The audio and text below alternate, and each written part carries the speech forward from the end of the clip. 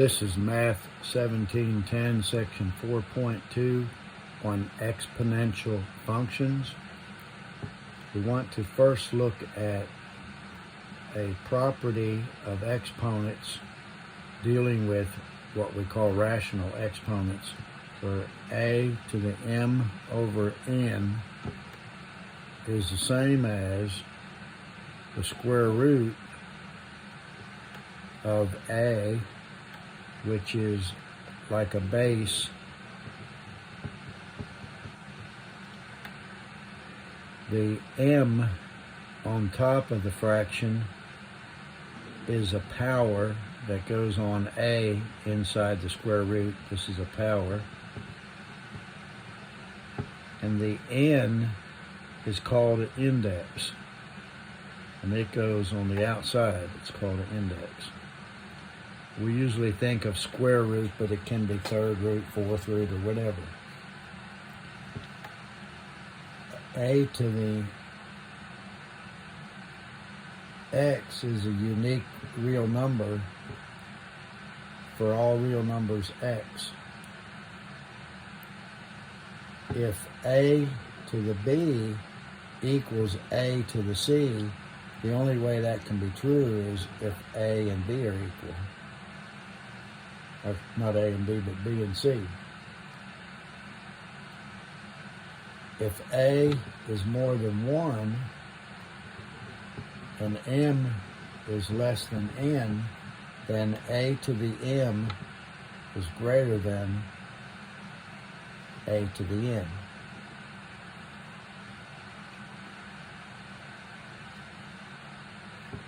Here on number 6, rather, not 5, but 6, part A, it says if f of x is 3 to the x, we need to find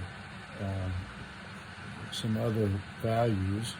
First of all, f of -1, so that's the same as 3 to the -1, which is the same as 1 over 3. Whenever you have a negative exponent, you can make it positive by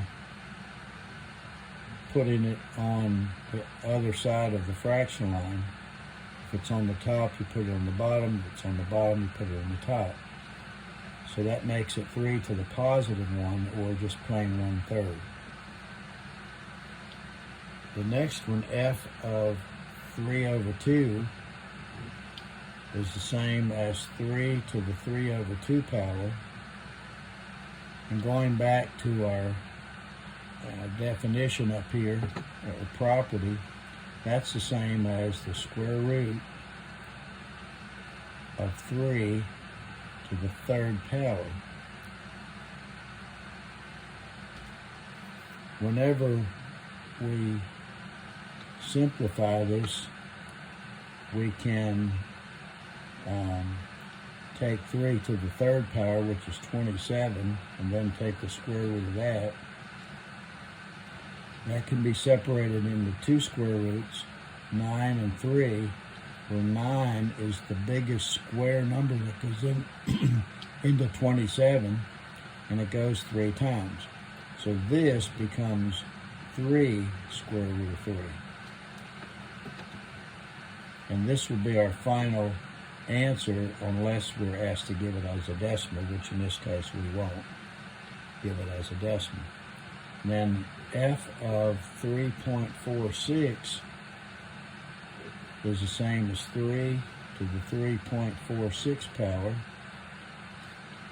You can put that on your graphing calculator as 3 raised to the power of 3.46. And when you round that off to 2 decimals, it'll be 44.75.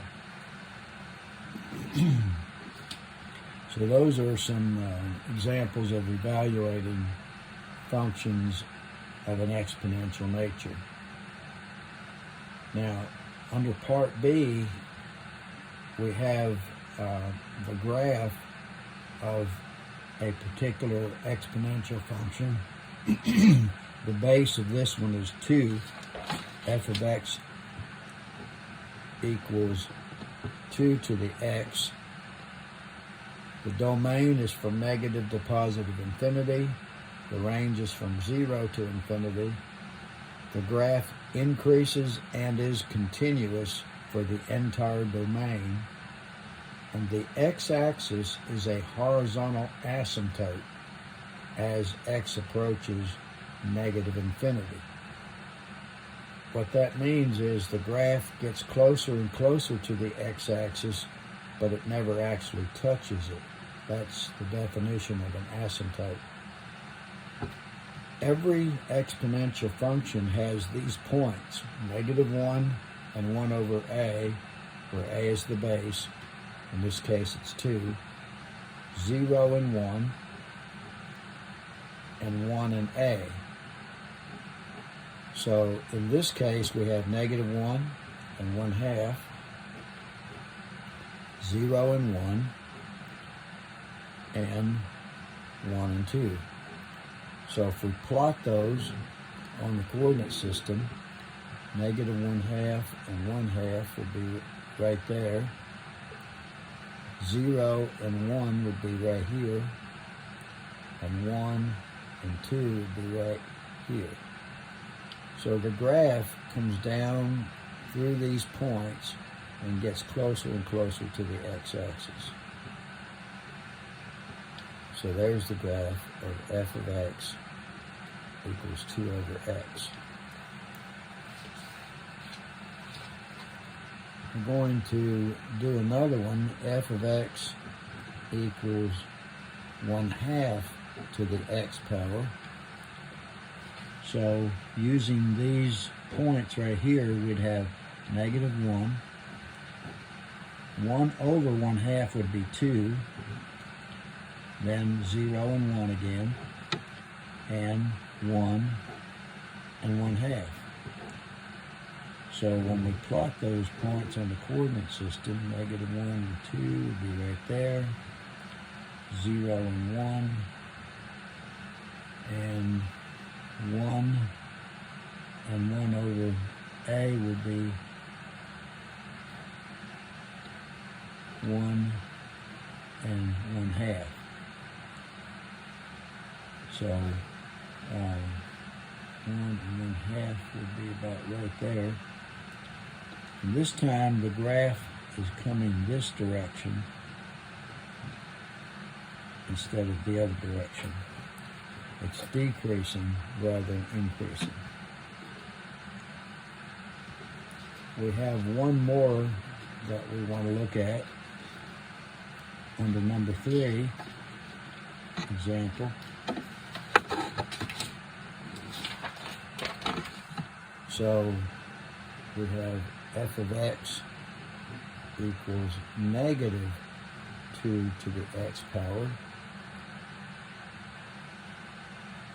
And what this does, this negative reflects the equation or the function +2 to the x power that we did under number 1. It just reflects it across the x-axis. So instead of being up in this area, it'll be down in this area.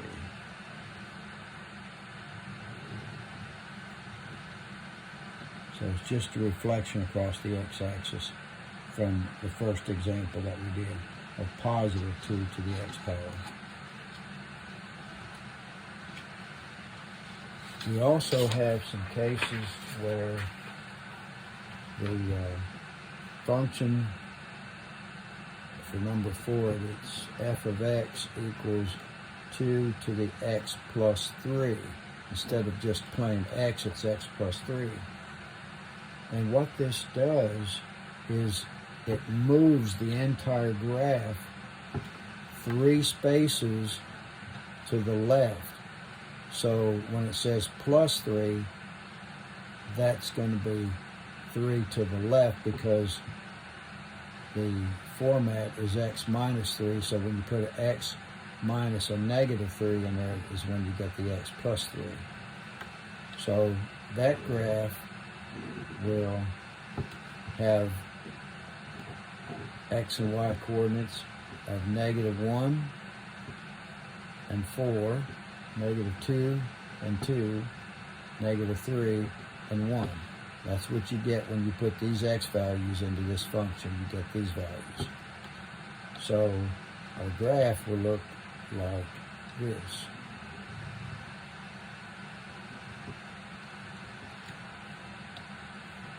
Where this is 3 spaces to the left of where it would normally be without the plus 3.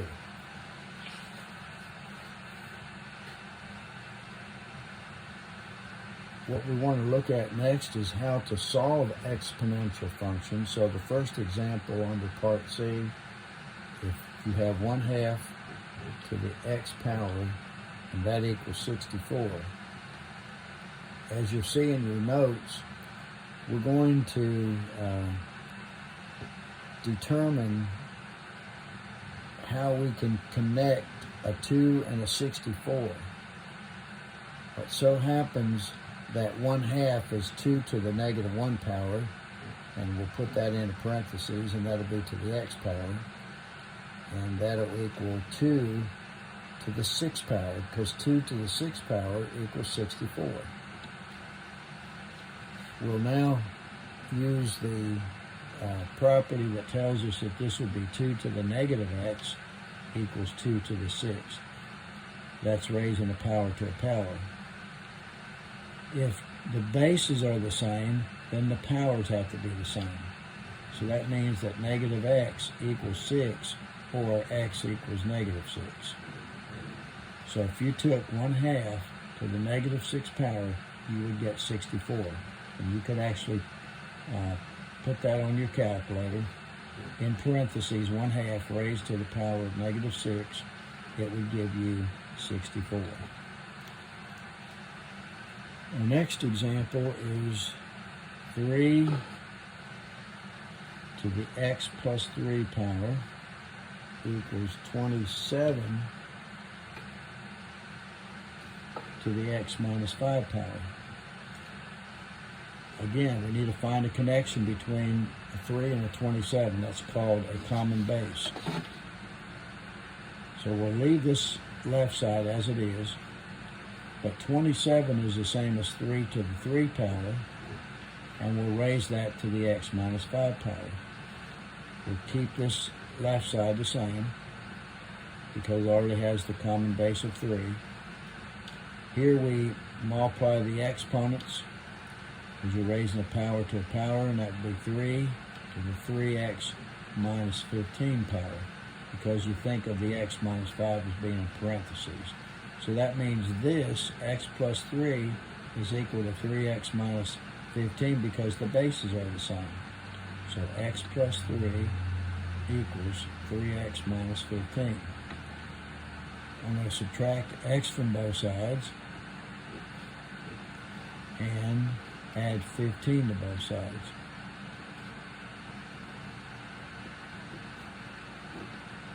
So cancel, 18 equals 2x, divide by 2, and x is equal to 9.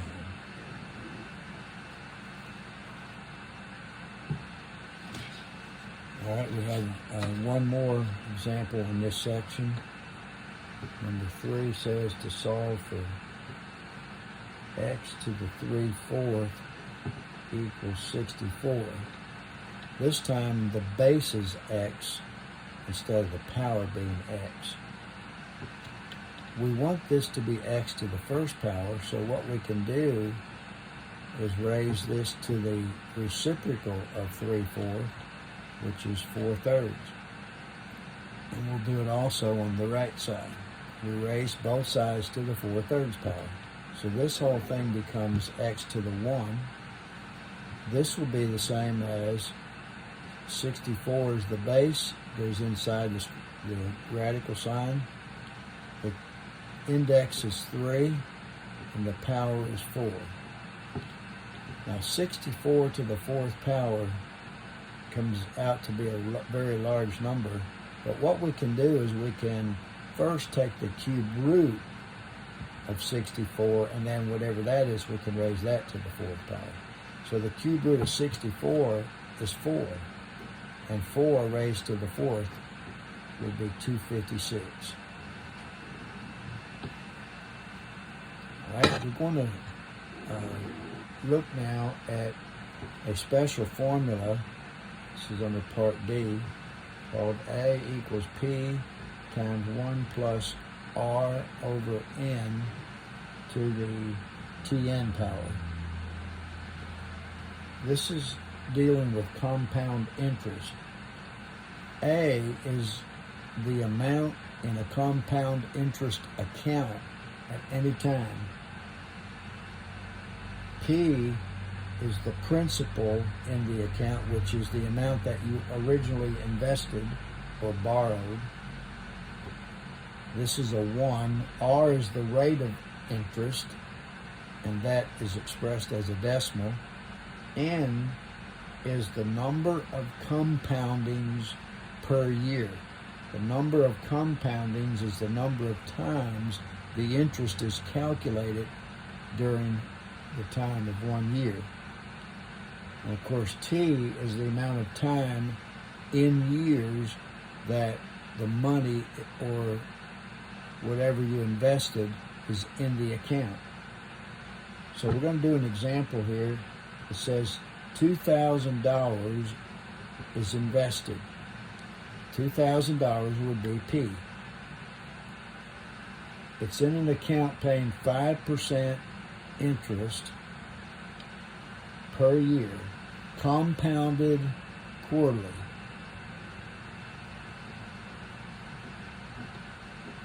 So that's 0.5% for R, or 0.05 rather. Quarterly means that it's compounded 4 times a year, so N is equal to 4. So we have all the letters in the formula except for T, which in this case it says it's going to be for 10 years. We're asked to find how much interest will be earned.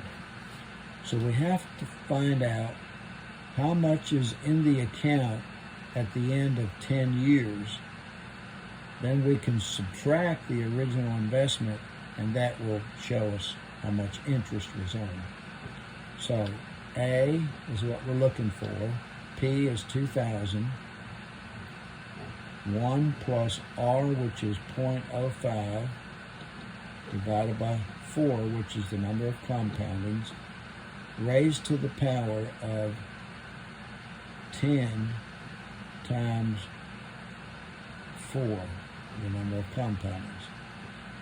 So we're going to simplify the parentheses at this point. 0.05 divided by 4 is 0.0125.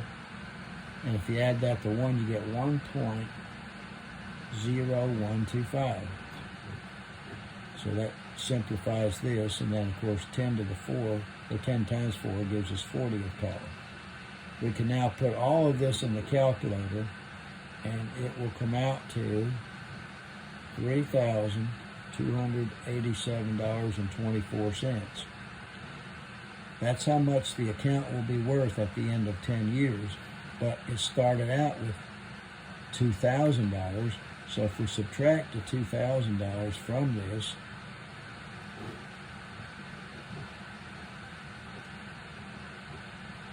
that tells us that we earned $1,287.24 in that period of 10 years. Okay, we're going to do another example now. On page 51, this is number 7. It says $5,000 is needed in 5 years. So T is 5 years.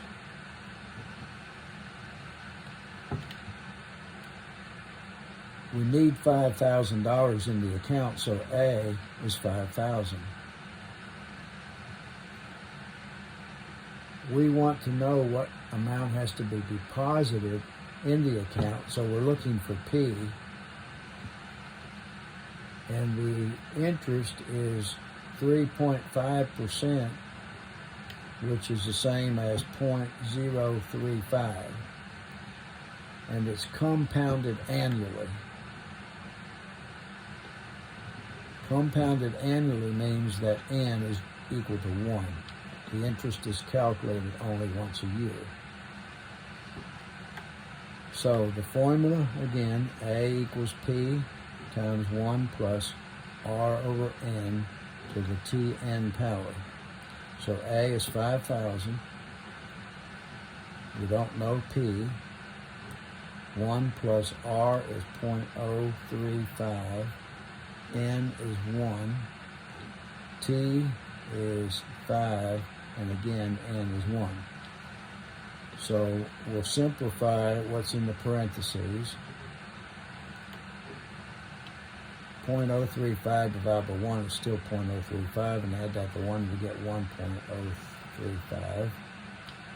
And 5 times 1 is 5.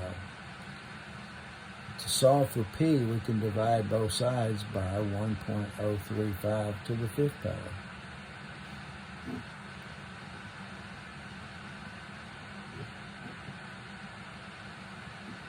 So these will cancel, and P will be equal to whatever we get when we do this division, which will be $4,209.87.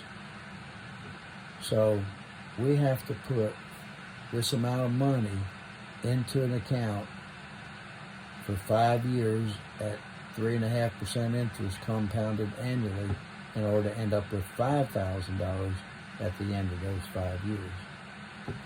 Okay, we have one more example with compound interest of this type. We're going to invest $5,100, so P is $5,100 for 5 years, so T is 5 years. Account pays compound interest annually, so N is 1 again. And it says there will be $6,000 in the account at the end of 5 years, so A is 6,000. What is the rate of interest? So R is what we're trying to find. So let's use the formula back here again. A is 6,000.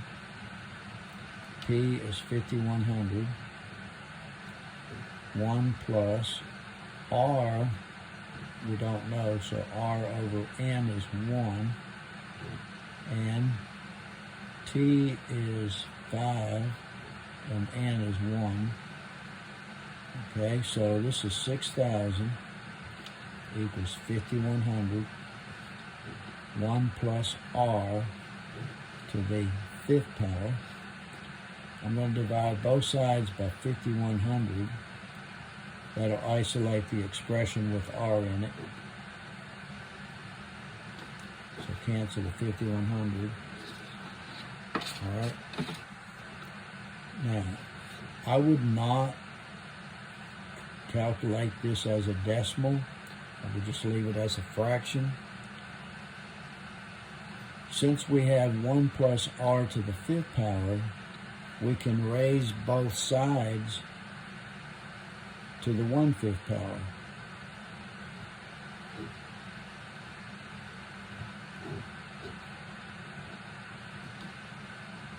When we raise something to the 5th power, to the 1/5 power, these will get multiplied and give you 1.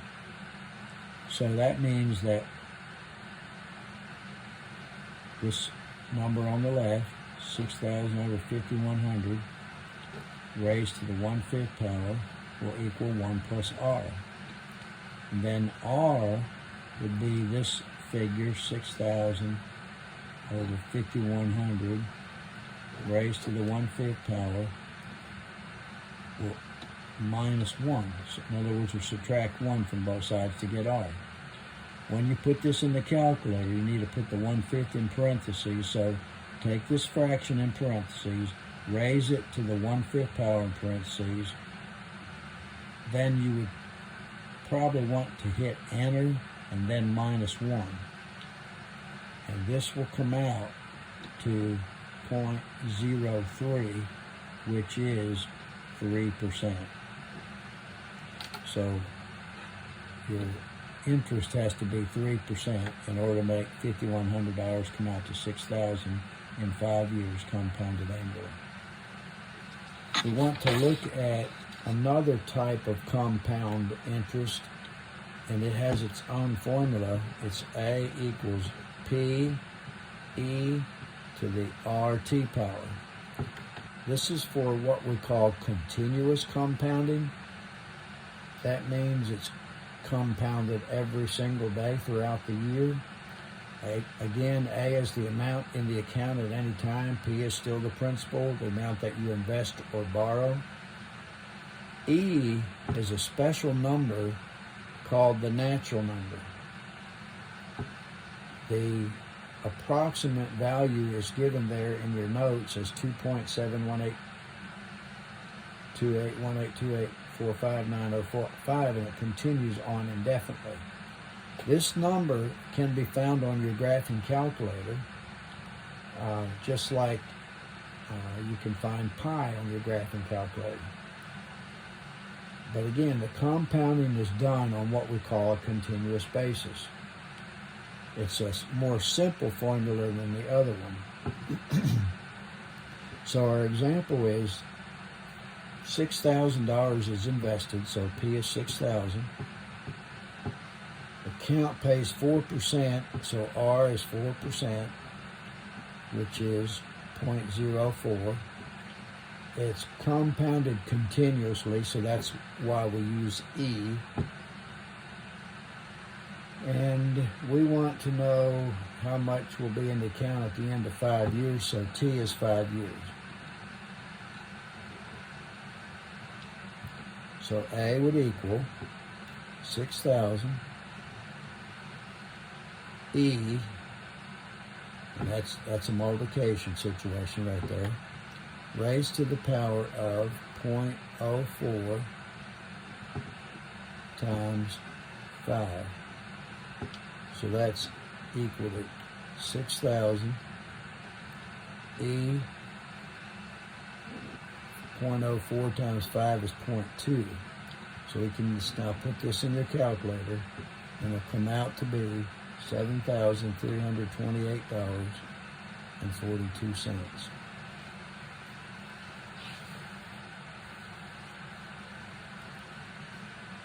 Now we have one more section here on what we call exponential models, where the model is y equals y sub 0 e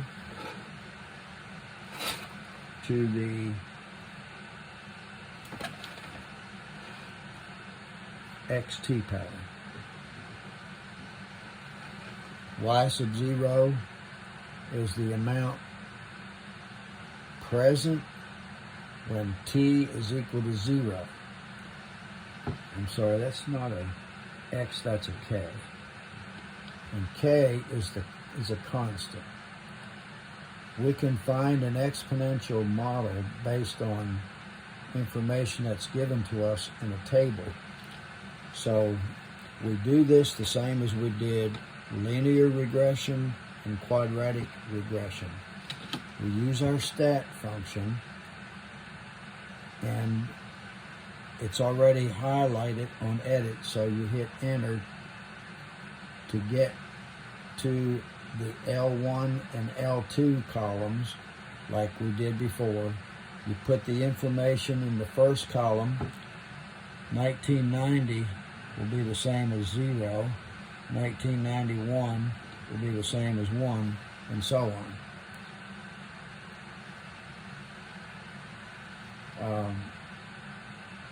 Well, it goes from 1990 to 2000. So there, N would be 10. For 2075, N would be 85. For 2175 would be 185. and 2275 would be 285.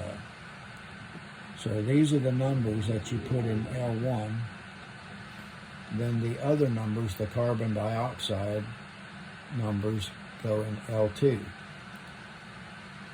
After you enter all those numbers in L1 and L2, you hit second and quit to get out of that function. And then you go back into the stat function, go to CALC, and go down with your down arrow until you get to EXPREG, which is option 0, and then you hit enter, and it will give you values for the various parts of the function. So y, after you do all that, will come out to 283.3 rounded off to the nearest tenth, and 1.57, and that'll be raised to the x power. So this is a model that represents the data on this table.